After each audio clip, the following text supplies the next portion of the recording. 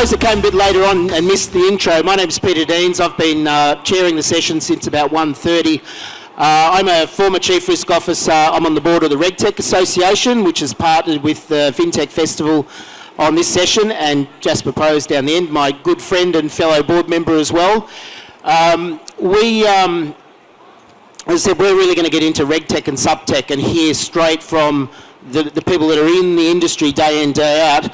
I won't do their CVs any justice. I'd just like each panellist to introduce yourself, your role, and it's a bit like mastermind, your interest in the topic. Absolutely. Thanks a lot, Peter.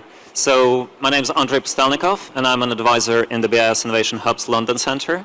We are best known as an innovation lab for central banks, and you may have heard of our experimental projects such as Project Bigstriel, Project Gaia, which demonstrate the potential of new technology. But beyond that, there's quite a bit that we do to promote the use of supervisory technology, take a strategic approach, and also there's quite a bit of research that we do in order to ground our joined-up strategic approach across the 7 centres we have around the world.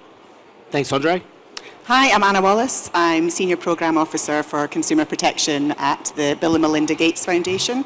And our interest in this is really building trusted and sustainable digital markets because of the power that has in poverty alleviation. Thanks, Anna. Drew? Hi, everyone. I'm Drew Propson. I head up our tech and innovation in financial services work at the World Economic Forum, based in our New York office.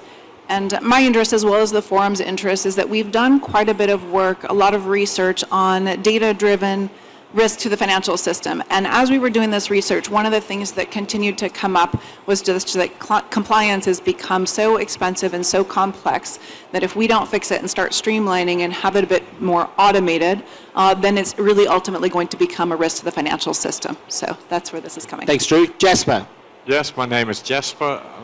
I'm a General Manager for the Controls Office for the Commonwealth Bank, the biggest bank in Australia.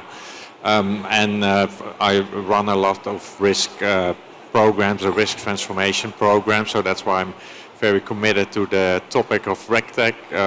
CBA has built trust with its customers over the past 100 years, and we want to make sure that we keep that high, and so we're always looking for new innovative solutions to manage our risk, compliance, regulatory obligations. As a chair of the RegTech Association, I'm very committed to this space to really make sure that we build a more safe and more inclusive environment across the globe. I think, Jasper, you and I, being in the sector with the RegTech Association, we see the energy and activity. It was interesting, I think it was the session before we kicked off today, Enterprise Ireland and Invest Northern Ireland, or maybe the other way around, they both said RegTech was their #1 priority and seeing lots of activity.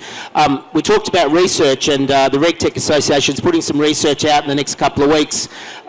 We got a bit of a sneak peek earlier in the week. 27% of the respondents said they'd had 30% plus revenue growth in the last 12 months. And again, in an era of fairly lower inflation, that's an extraordinary number, and I think that mirrors what we're seeing. Andrei, maybe just tell us from a central bank perspective and regulators, are these stats mirroring what you see, and what's happening on the ground in the labs?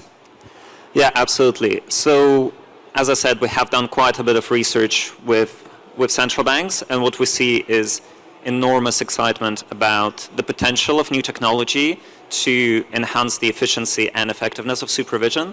So 90% of central banks have SupTech tools that are being used.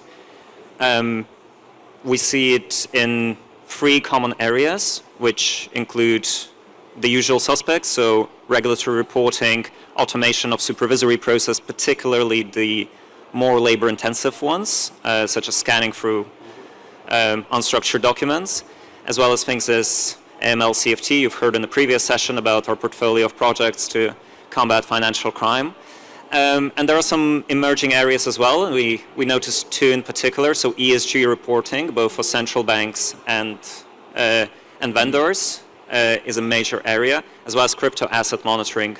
Regulators need to get to grips with the implications of these new technologies. And I think after yesterday's result, I think crypto's moving up the list of, there's going to be a bit more happening. And I did say earlier on, we can talk about the Trump thing, but it's clearly going to make a bit of a difference in the crypto world. Anna, you sort of sit a little bit independent from the central bankers and regulators? Yeah, I used to be. I'm a former regulator. Oh, well, I'm in recovery now. Can you give me two answers then? So what are you seeing happening? Well, for me, the Gates Foundation, we're looking at financial inclusion, right? So I'm looking at these emerging markets, and actually the drivers are really different, right? We've seen a doubling of those included into formal financial services in 10 years. It's a phenomenal number. And the majority of that is in emerging markets. So fintech isn't this kind of small, annoying thing that's coming from the side or trying to disrupt markets from the edges. This is a systemically important move that's happening across sub-Saharan Africa and in South Asia as well. So the need for RegTech and SupTech is huge. We've got most diverse markets in these places. It's not just led by banks. We've got mobile money operators as well. So regulators are really trying to get their hands around how to manage diverse markets with new players with digital solutions, right? So the demand is huge. And the shift has been remarkable in the last few years. At the Gates Foundation, we look to support regulators to adopt technology. We came in too early, about 8 years ago. Nobody was ready for it. Now, I'm surprised you said that number because it's the same number for sub-Saharan Africa. 90% of regulators are using SupTech, are experimenting with it or have some sort of strategy. So it's, different drivers, but same level of excitement. If we've got some time, we'd be interested to actually do a bit of a compare and contrast of the region's adoption as well, but we'll save that one. Drew, you mentioned before about you need RegTech to just get the job done now. And I remember there was a regulator probably about 7 or 8 years ago. He actually said, if we look at your institution and you're not using technology-based solutions, we're assuming you're not compliant. Is that, do you think, driving a lot of the adoption? Is that mirroring what you're saying, or is it just efficiency? And what are the things you've seen? Honestly, well, private sector, I really think it's efficiency. I mean, yes, of course, I would say all institutions we speak with want to be compliant, and that's really important to them. I mean, trust is the foundation of the financial system. If they don't have that trust, or if they end up in the headlines because they weren't compliant on something, that's a huge problem. But for the most part, I think what it really is about is just that things have become so difficult, and new rules, new regulations are coming out every day. So how do you keep track of that? And any way you can automate that, even automating when something new comes out. So we talked about maybe machine-readable rule books, or having anything where it's easily accessible is extremely important. So I think that's actually what's driving it in terms of just the cost-cutting, simplifying, less headcount, of course, but also it's just ease of Yeah, and I think, Jasper, we've seen with last year's research that the customer's the one that's driving it as much as the regulators these days. What have you seen in the last 12 months from a CBA and industry perspective? Look, there's still some areas that are going strong, KYC, financial crime, that people are still solving for that, and new technology is the way to unlock that. I think what stood out to me in the past couple of days here, during the inside roundtables, but also during the presentations here on stage and the main stage with some of the emerging financial technology or financial institutions, but also the existing ones. In every single conversation, compliance, regulatory burden, complexity, fraud, scams, cyber comes up in every single conversation. In the commercial conversations, so there's a good understanding and acknowledgement it's a ticket to ride, so you need to have, meet your compliance obligations to make sure that you can actually operate. But then too, there's also really, if you fix or solve these problem statements, you can really unleash the potential of your organization. So it's one-on-one connected to your strategy for success and growth. Yeah. Andrei, just that question around, you've obviously a bit of a global remit. Where do you see more enthusiasm for RegTech and SupTech around the world, regional-wise? Is there anyone which is really leading the charge? I think we don't see so much of a difference in the level of enthusiasm, but we see a difference in approach. So we find a lot of the kind of major developed economy central banks primarily building their tools in-house, while emerging economies are primarily going out to the market and procuring solutions from the private sector. We also just see them working on different topics. So I think the spread of SupTech is quite wide, but there are some systematic differences in approach that we found in our research. Yeah, and maybe we keep going on SupTech then. Do you want to just maybe talk the next few minutes along the panel about what you're seeing with SupTech both now and coming up in the next year or two? So for us, there's a couple of priorities.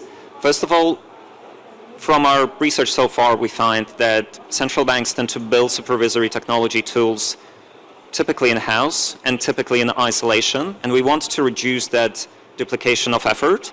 And there are many good reasons why they might not want to collaborate. I mean, you're dealing with incredibly sensitive regulatory data, you might have cybersecurity policies, but a big priority for us is encouraging that collaboration, encouraging sharing of experience, sharing of code, open sourcing of solutions, and we see a big movement towards that, and we have ran a tech sprint recently with regulators from 31 countries, where they really got to collaborate between supervisors and tech experts within these public institutions on building out tools and also encouraging adoption.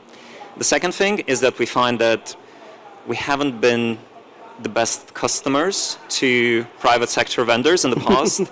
I'm getting lots of laughs, which is good. And again, there are obvious reasons for that, but SupTech vendors quote the complex procurement processes, the complexity of engaging with very large beasts that are central banks and financial regulators, and just the lack of knowledge of what their priorities are, because obviously they need to keep some things under wraps. So the other thing that we're trying to promote and enable is a more open, more transparent engagement with the private sector, and we're hoping to see that in the coming years.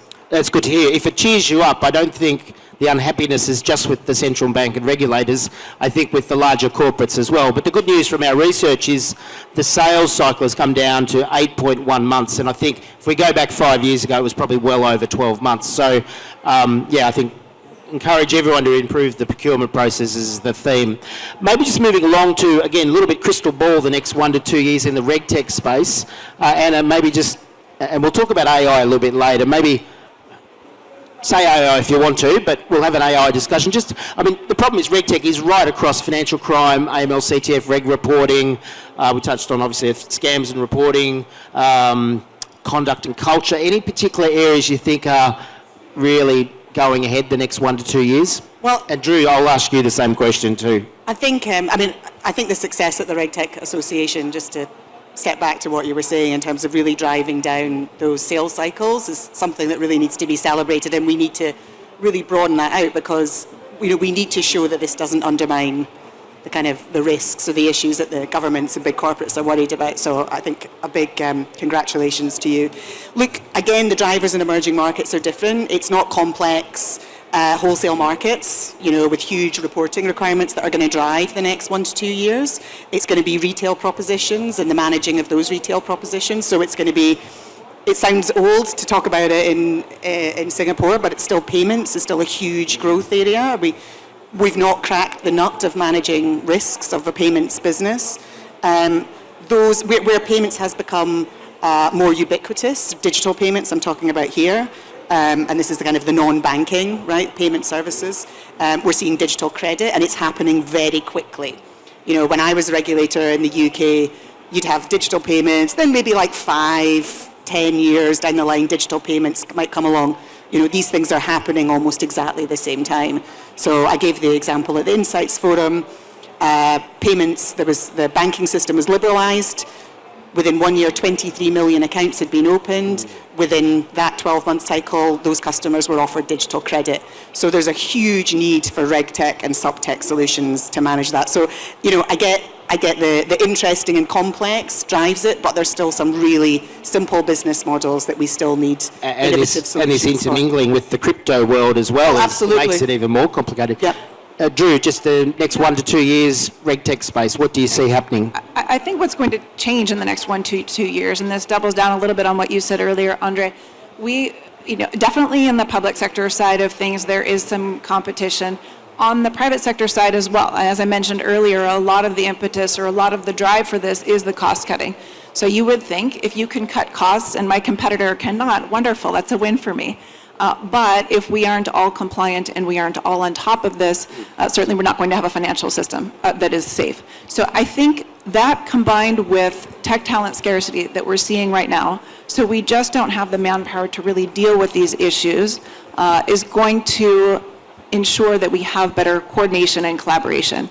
So I think particularly if you're looking at cybersecurity issues, fraud detection and the like, we'll see a lot more collaboration amongst the private sector, but also in collaboration with the public sector so that we're getting that RegTech, SupTech combination right in terms of them being two sides of the same coin and needing them to... And I think there's no doubt there's a maturing of the market in terms of, I think 5 or 6 years ago, what is RegTech? Or I've heard about SupTech, whereas now a lot more experience with it. Again, still a long way to go, but I think we've broken through that education barrier generally. Jasper, just your crystal ball. Yes, I already see the shift, and I think that will just become stronger towards the customer, where in the past it was really about meeting regulatory obligations, making sure that you don't get a fine. Now it's really about protecting the customer. So you see fraud, scams, cyber leapfrogging some of the other categories. The more, the increasing sophistication and technologies being used by nefarious players also require us to have just better and smarter tools. So, the newest and the latest state of the art to be able to stay ahead of these threats. And there's 100% alignment to the customer there. So I think that shift is really, really clear. I think on the part of collaboration, especially for these problem statements, the way how the society is being caught out is that these nefarious players are actually navigating these silos. So everybody sees a piece of the puzzle or a piece of the transaction flow, but because we're unable to share it and we don't share it, they're getting away with it and we can't catch them. So we're using some advanced technology to actually map relationships between the different transactions, and you start to see hotspots and players that are recurring, so you know where to go and who to catch. Let's tackle AI now, maybe in that forward-looking. I mean, what does AI mean in the RegTech space and solutions? It might work backwards, perhaps. Jasper, do you want to just give us your thoughts on how does AI help us? I know it's going to make life a bit more complicated on the threat side, but let's talk about the benefits. Look, AI gives us capabilities that allow us to look for patterns, anomalies in large data sets that humans just can't. And so it also allows us to constantly be monitoring certain patterns. And so the other thing I see is that it will actually eliminate a lot of the mundane work that some of our teams do.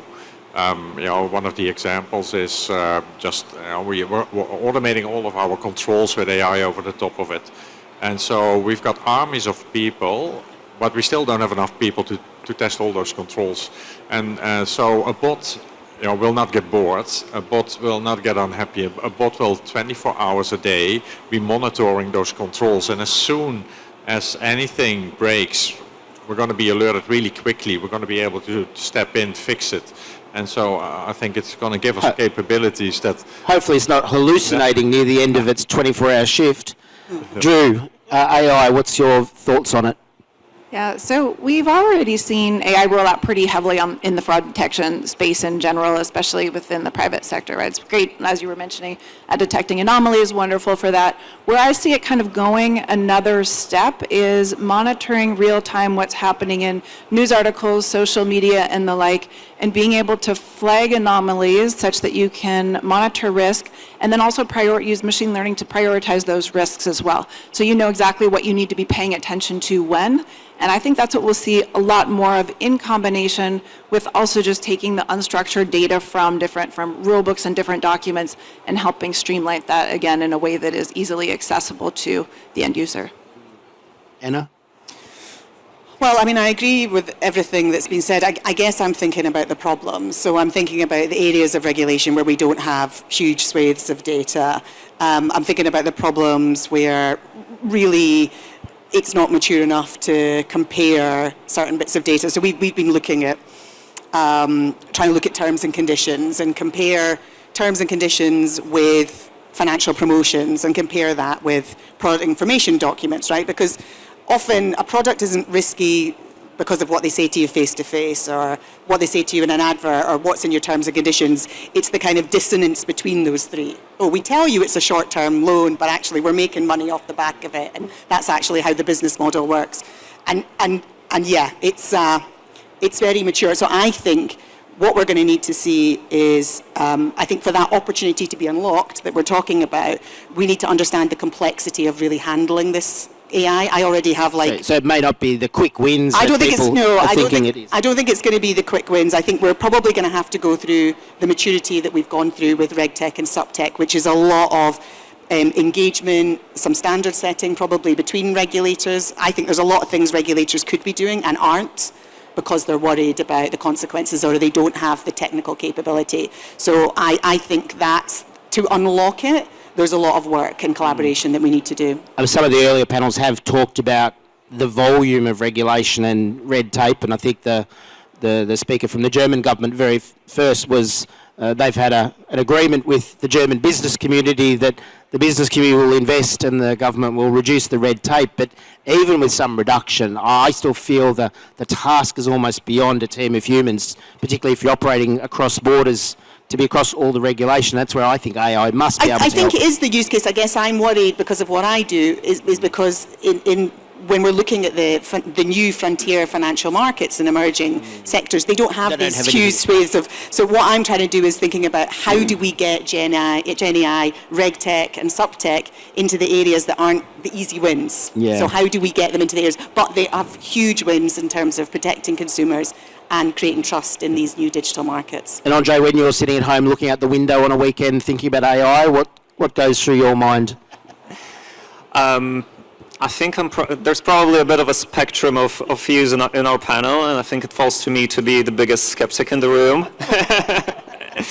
As the regulator, I think AI and generative AI absolutely have major potential, but while applications of things like machine learning and more traditional AI are already being adopted in live applications and for business critical applications, particularly for financial crime and fraud detection. And there's a huge urgency to do that as well.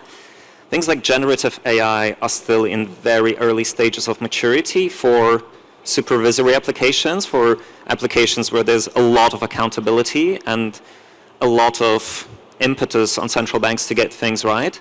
And I think it comes down to them getting the foundations right. So you need to have high quality structured data within your organization. You need to have the right skills to utilize these tools, and you need to co-develop them with subject matter experts and not just parachute a third-party product that the teams on the ground don't understand.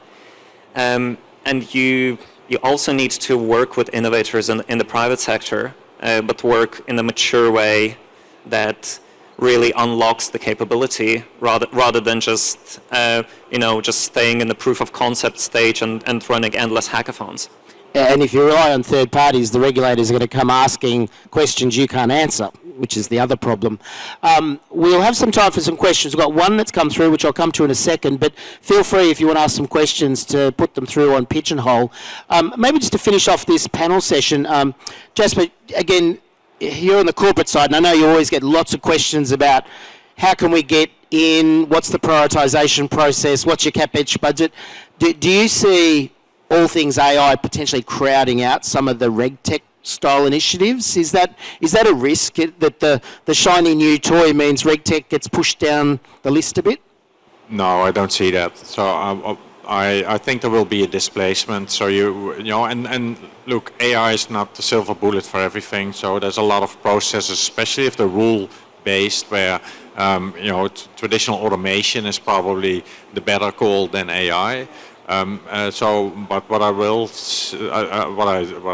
expect is that we'll want more solutions with AI in it. Right, so I think that it's going to be a displacement from solutions that don't have AI by solutions that do have AI. And so I don't think it will just enhance the solutions we currently have, make them better, smarter. Yeah, 100%. Anyone else on the panel got a view on does AI crowd out some of these RegTech and SupTech's probably a different question, but is there a crowding out, do you think, and reprioritisation away from, let's say, good initiatives? Again, I think that the cost savings is going to be a huge driver, but I do think it's absolutely a risk in that if you're looking at what's going to really attract talent, and you do need talent to roll out some of these RegTech and SupTech initiatives, it's just not the cool thing to do quite yet. So I think maybe we need a good marketing campaign to get the talent on board. The other thing I would suggest there is I think partnering with universities is going to be key, just so that you can start to show people how exciting it actually is to work in this space and get them on board from a pretty early stage. Absolutely. Let's see, can we go up to the questions now? Let's go to the first question.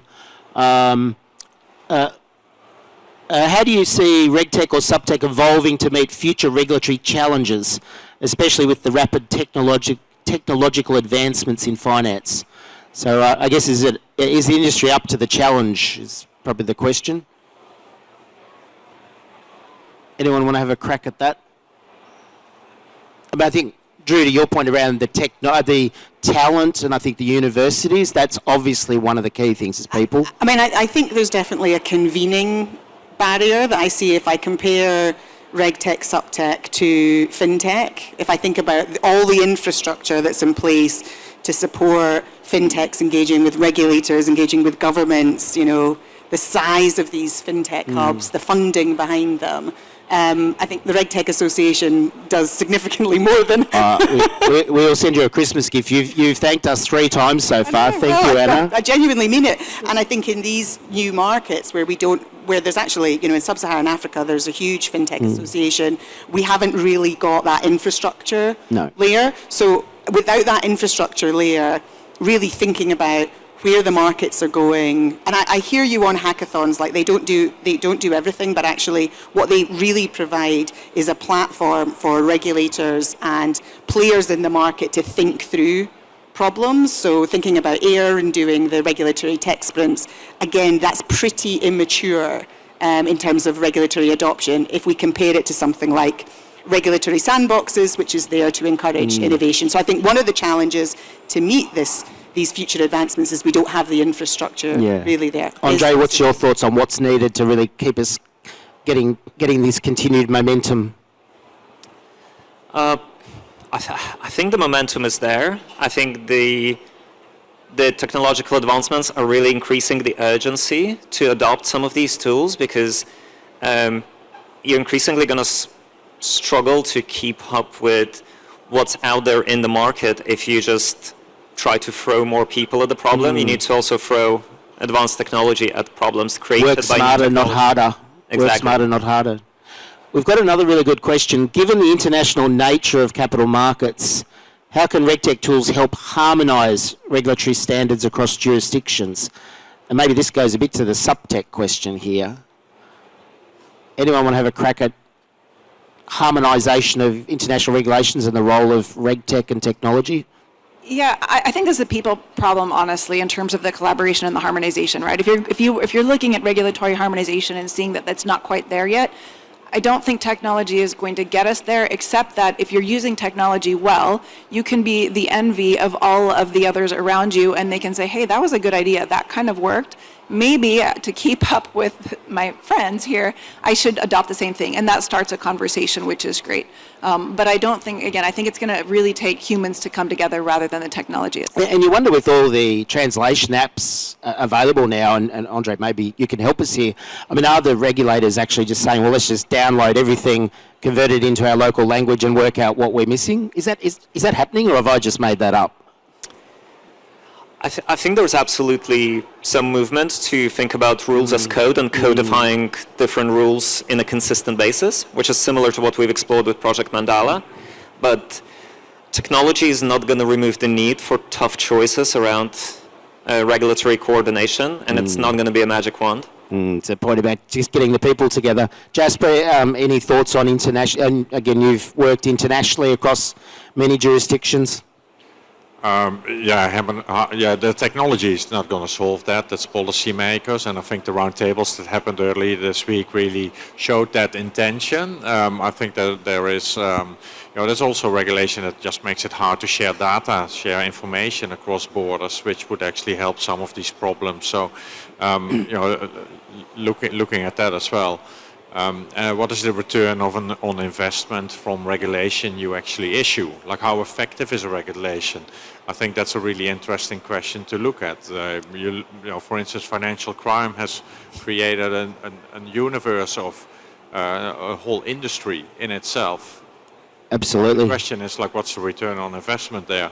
I think with the crystal ball question, hopefully we can all get back here in a year's time to actually see how we went, because they have video of this so we can play back what our projections were.